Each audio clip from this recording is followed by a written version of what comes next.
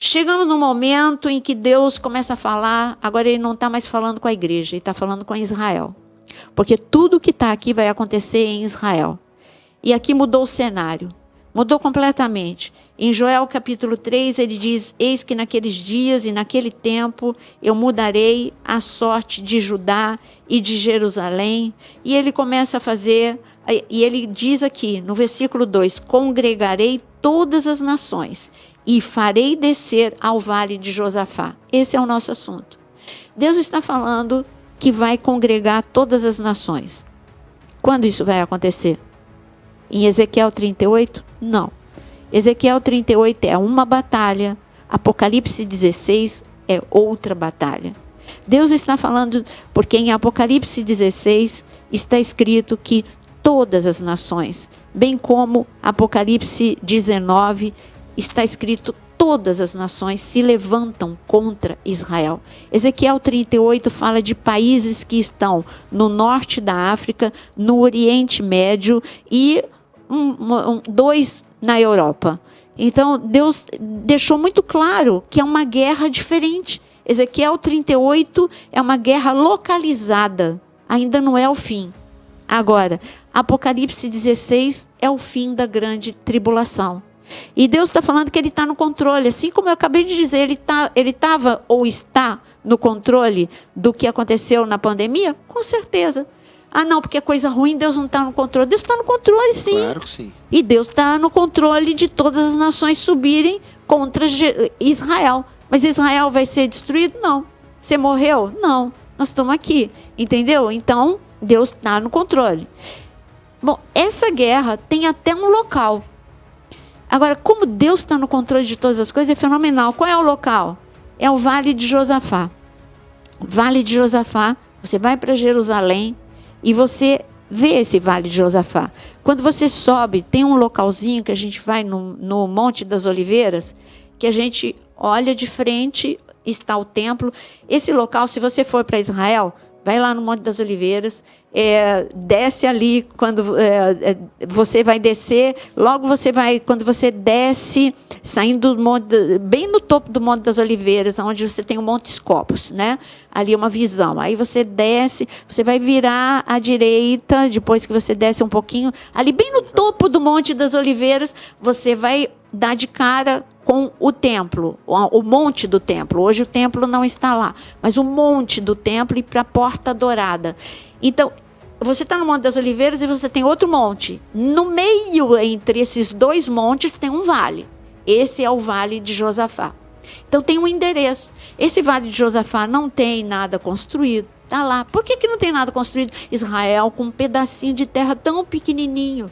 Está cheio de gente em Israel que não está nem aí com a profecia. Mas não constrói. Por que não constrói? Porque Deus está no controle. Não constrói. O Vale de Josafá está lá. Ó. Se hoje um exército quiser ir para o Vale de Josafá, ele está pronto ali. Está entre o Monte das Oliveiras e o Monte do Templo. Está ali o Vale de Josafá. Mas a guerra começa lá? Não. A guerra começa no Vale de Jezreel. Aonde que é o Vale de Jezreel? No Megido. E como é que está o Vale de Jezreel, pastora? Vazio. Por que vazio? Pergunta para Deus por que está vazio.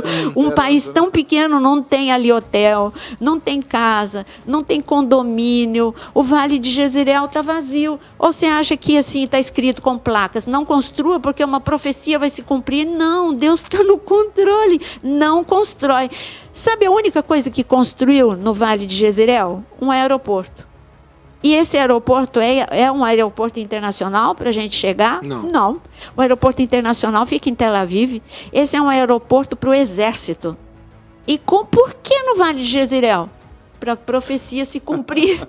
Porque exércitos e muitos exércitos, alguns vão chegar, né, com infantaria e outros vão chegar de aéreo, vai chegar de todas as formas. Então precisa de aeroporto para o armamento, para todas as nações se reunirem.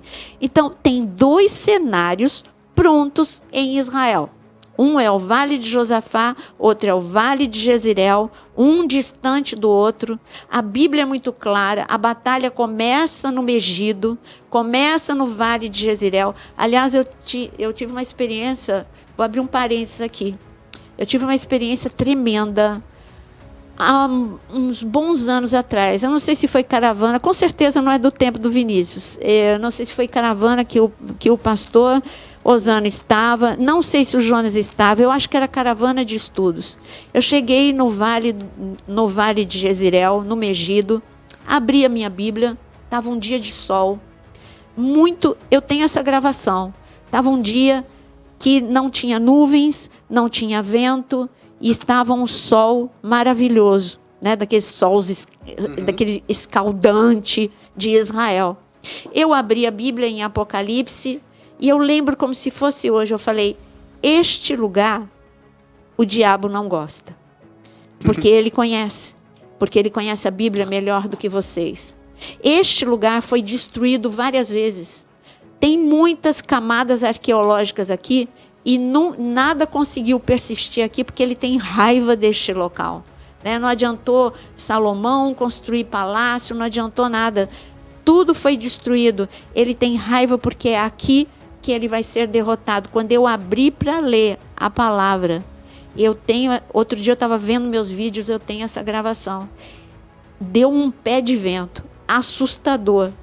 Mas assim, um vento que não era normal, a ponto de ninguém conseguir ficar com a Bíblia aberta, a ponto das pessoas não me ouvirem por causa do microfone, até no radinho, elas estavam com radinho, não dava para me ouvir. Um vento assombroso, e do mesmo jeito que ele veio, ele foi embora, tão rápido quanto ele veio, ele foi embora.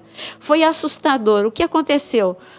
Todo mundo caiu em oração, inclusive o Eli ficou impressionado com esse dia.